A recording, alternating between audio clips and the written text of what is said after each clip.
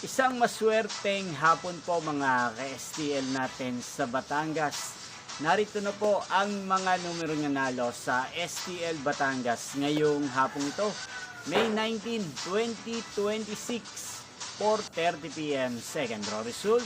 Yan, kitang-kita nyo na po ngayon sa screen ng inyong cellphone ang mga numero nanalo sa STL Batangas. In exact order po yan.